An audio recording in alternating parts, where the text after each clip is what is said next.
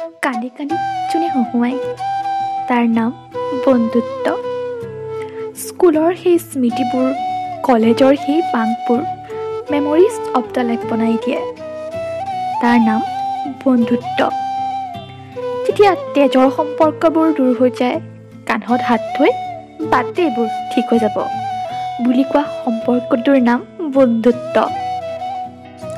লাগিলে হাজাৰটা বাহানা নিদিও পাৰ্টিত নোযোৱাৰ, তাত গৈ তই আহিবিনে বুলি ফোন কৰি থকা কামোৰৰ সেই মৰমৰ নাম বন্ধুত্ব।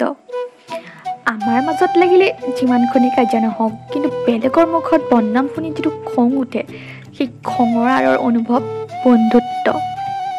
যেতিয়া এনেকুৱা লাগে স্কুল কলেজৰ সময়বোৰ ৰৈ যাওক, না ফেয়াৰৱেল আহক না আমি দূৰ হওঁ, সেই আঁতৰি যোৱাৰ চিন্তা বন্ধুত্ব।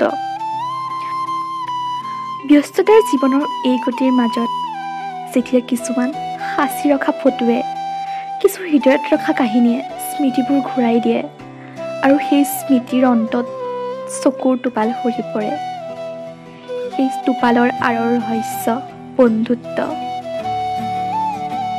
সেই অতীতৰ মৰম, সেই আপোন ভাৱ, সেই লগ দিয়াৰ সময়, সেই সাহসৰ নাম বন্ধুত্ব।